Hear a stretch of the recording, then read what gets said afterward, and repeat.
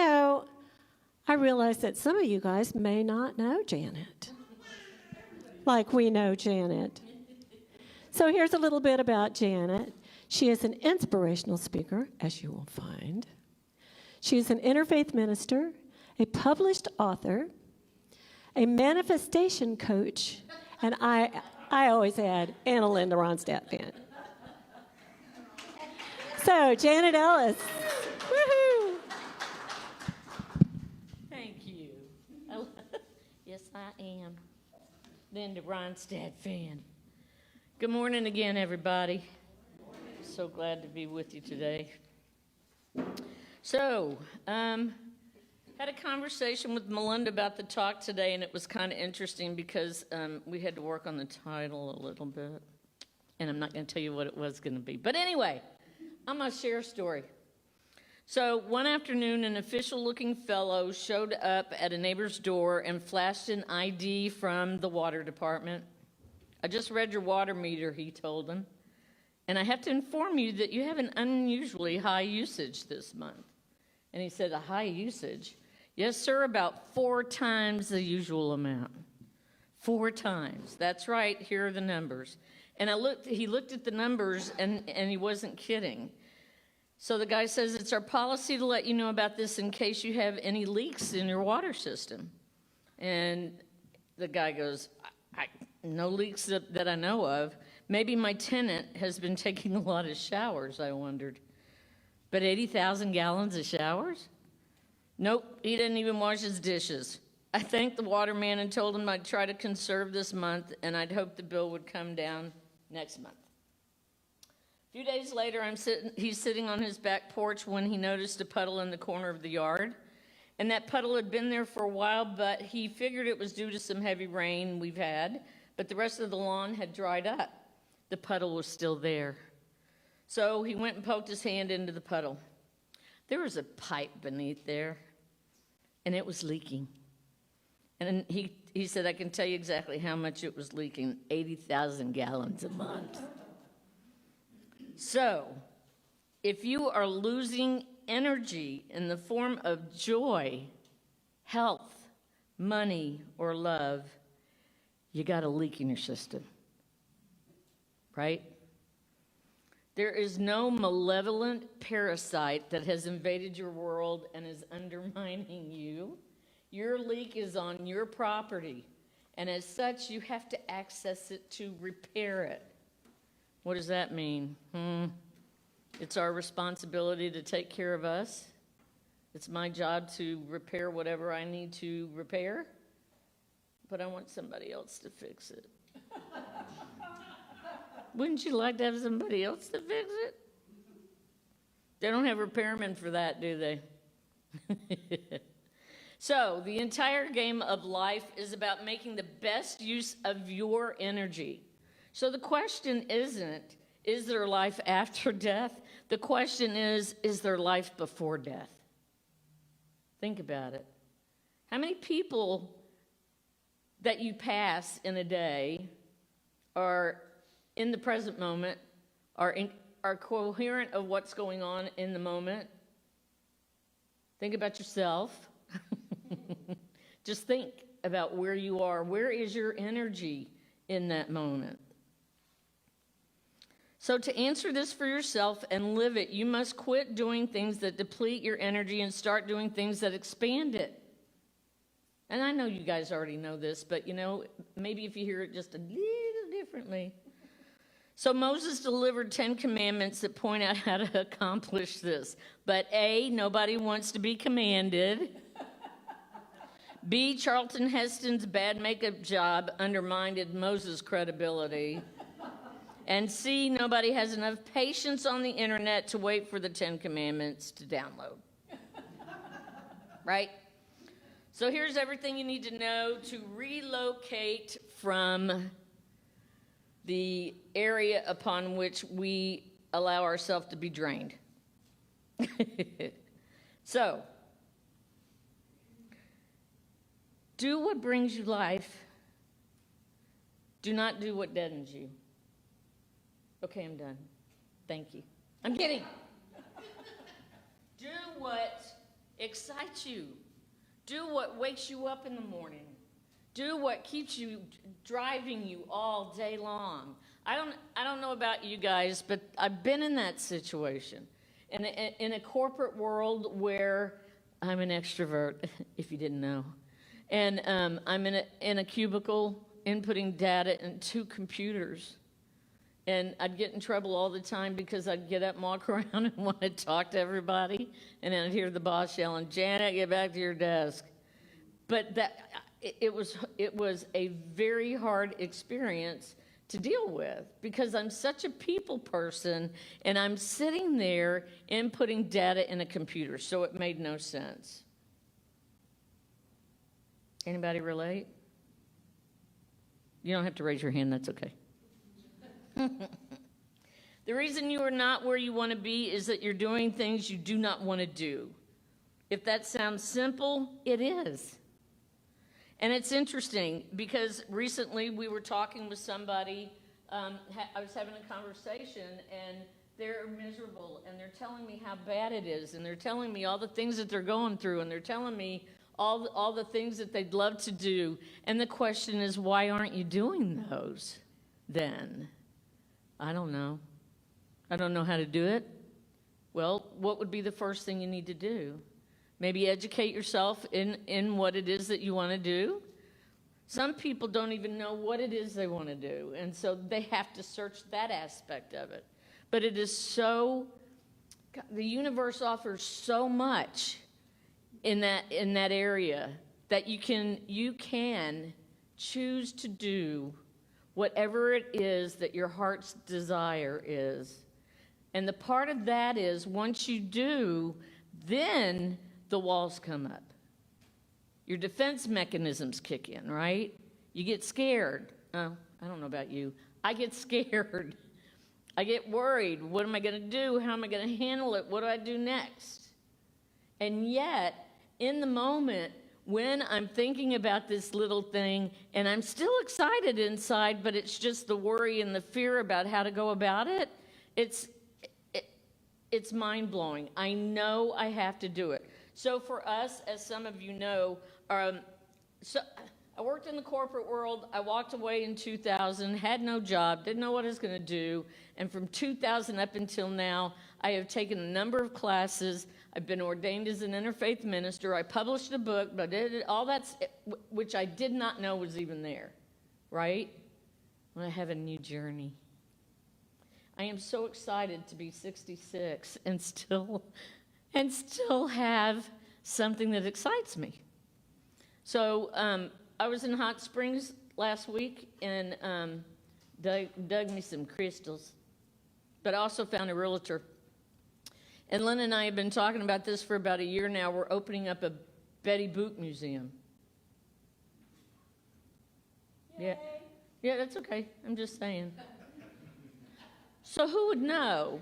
Who would know that the two of us, he's an electrical engineer and I'm a minister, and we're opening up a Betty Boop museum. I'm thinking I'm going to do weddings at the museum as Betty now. We have the largest collection in the world. We've been on TV 3 times, and we just recently decided that we want to share our collection with the world. So there's not one out there. We'll be the first.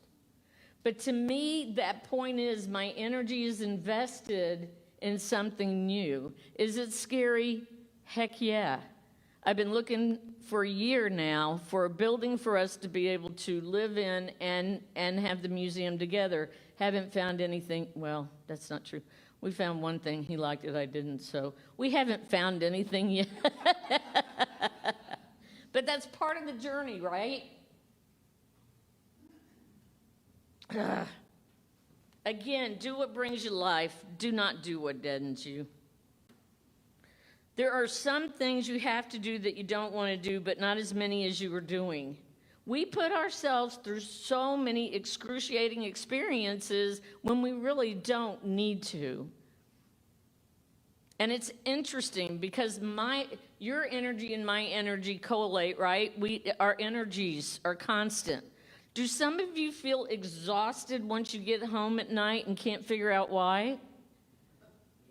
Thank you. It may be the people we're surrounding ourselves with.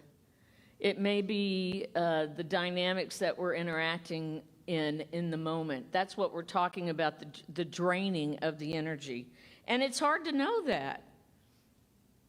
It's real hard to know that. So I don't know about y'all, but I think about family. I can handle maybe 45 minutes of them, maybe 45 minutes. And then I need to leave because of the dynamics and the stress related to it. So, again, there are some things you have to do that you don't want to do, but give yourself a break. If you took the energy you were wasting on things that leak and used it for things you love, what would you be doing differently? Just a thought. When you invest your time and energy in stuff that drags you down, you die a little bit every day. Then your life force reduces to a dribble, and then you croak. Isn't that beautiful? Then you croak. Yet the Bible documents people who lived for hundreds of years. And there are people in remote regions today that live far past 100. Their lives are simpler, and they do not fritter away their life force watching people hit each other over the head with chairs on Jerry Springer. They just live close to nature. They eat yogurt and develop meaningful relationships with llamas. So open your heart to a critter. I know y'all can do that. Open your heart to a critter. I love this. The critter who won't dump you on national television, and you will live long enough to get a birthday card from the president. Right? What is that, 100? Yeah. So while you may be very careful about what you pay for with your money, you are probably less careful about what you pay for with your attention. I'm going to say that again. While you may be very careful about what you pay for with your money, you are probably less careful about what you pay for with your attention. How easy is it for you to get lost in the moment and not even realize where you are? I know we've said this before. You're in the car, you're driving somewhere, and you wonder how you got there because you don't remember leaving the driveway, right? Where does your mind go? Where are your thoughts in that moment? How many of you can honestly say that you are able to stay in the present moment for a while?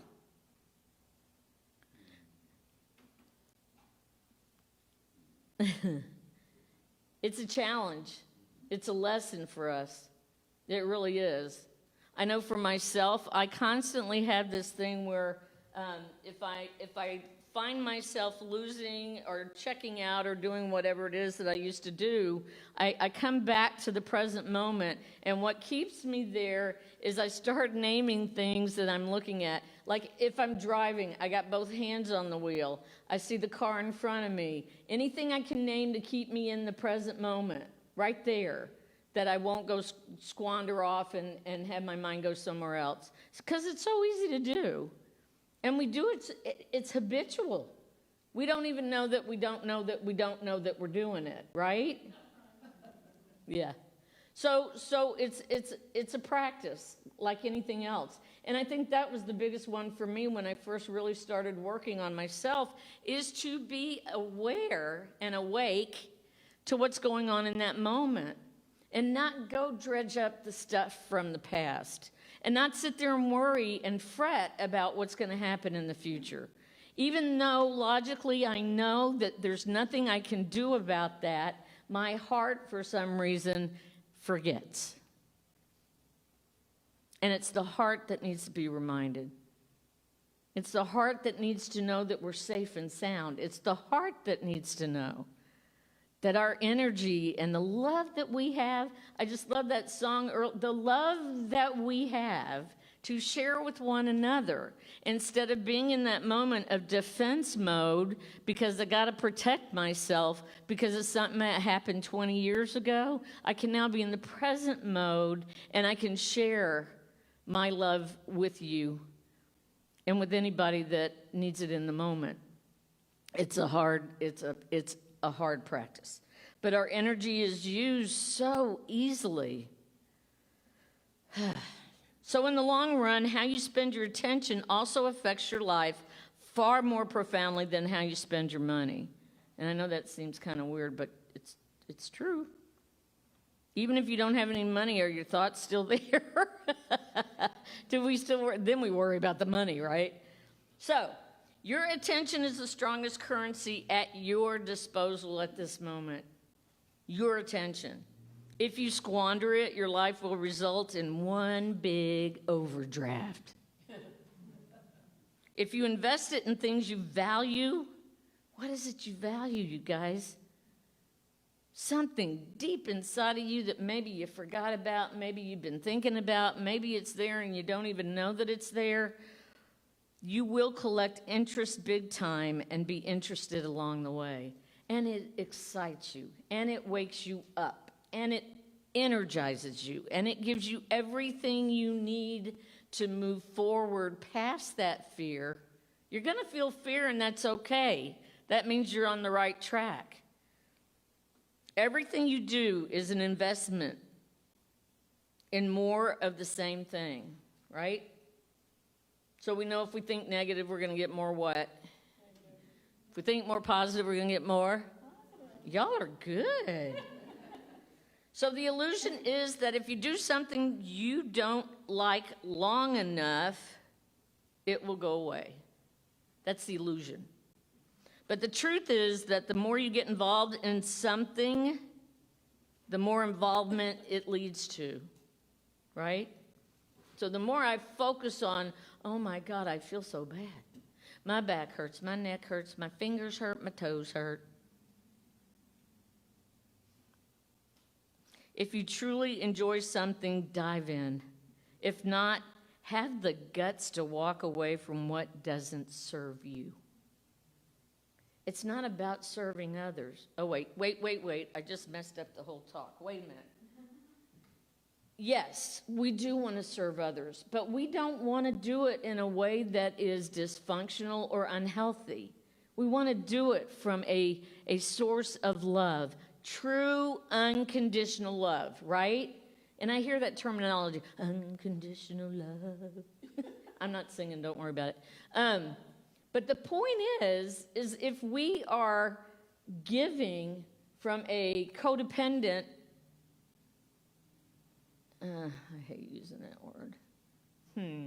If we are giving from a needy space of ourselves, like if I'm feeling insecure about me, and then I turn around and I give somebody something so I can look good, you know what I'm saying?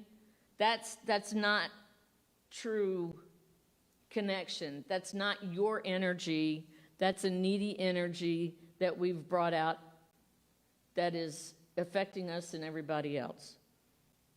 I love this. If not, have the guts to walk away from what doesn't serve you. There is no redeeming value in misery. No redeeming value in misery, people. Okay? Okay, the hell you worry about going to is not nearly as bad as the fear of it that drives you to do things alien to your spirit. Did that make sense? Right. It's so important that we get this. And I love the fact that we have spaces like this beautiful place to be able to learn about it, to be able to talk about it, to have classes about it, to be able to awaken myself even deeper. I'm longing to go deeper. I want to understand so much more than just the surface stuff. You know what I mean? I got the gist. I've got the lingo. I've got the language. I could tell you anything you want to know about spirituality because I know it all. Not. I would love to go deeper. I want to feel it. I want to live it. I want to be it. And in order for that to happen, I have to be willing to walk through the fear and not take things personally. and learn that I am loved no matter what. It doesn't matter what you think about me. And I have to say, I was scared today because I was worried about what you think of me. But you know what? I love you. And because I love you, I can allow myself to open up for you to send me your love. Does that make sense? Are we getting it? Y'all are real quiet today. You're scaring me. If you live from fear, you are already in hell. Amen. Amen. Is that right? If you live from love, you create the meeting point of heaven on earth. Thank y'all. I appreciate it.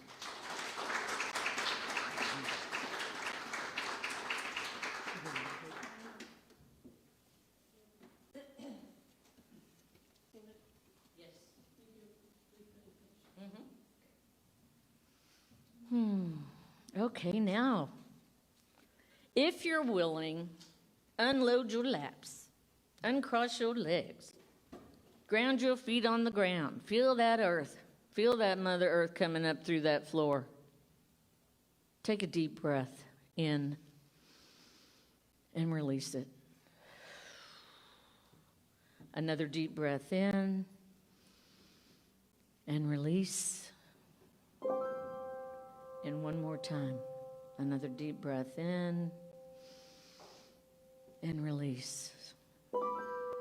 And if you feel comfortable enough to gently lay your hands in your lap, open if you choose to embrace and accept all that is yours to claim. And if you're comfortable enough and willing, gently close your eyes. And go to that special place if you have one. And create one if you don't. And this is the time that you get to connect with yourself and with Source. A beautiful opportunity. Going to a place where there is nothing but love. Absolute love. You loving yourself. Source loving you. You loving Source. All together. No worries, no fears. A knowing that all is well in your world.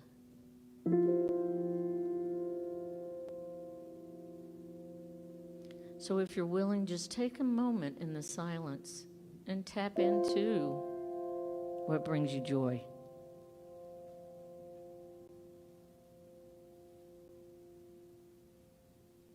Play with it. Embrace it. Love it.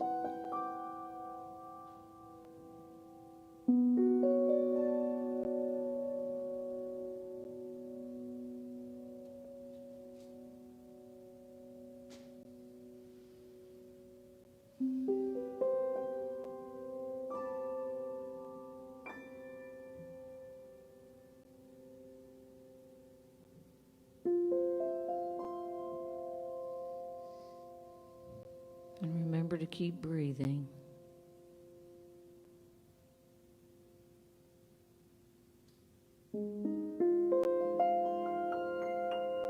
Take another deep breath in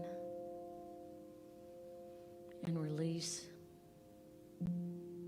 Gently wiggle toes and hands if you need to. Bring your joy back with you into this space. And when you're ready, open your eyes.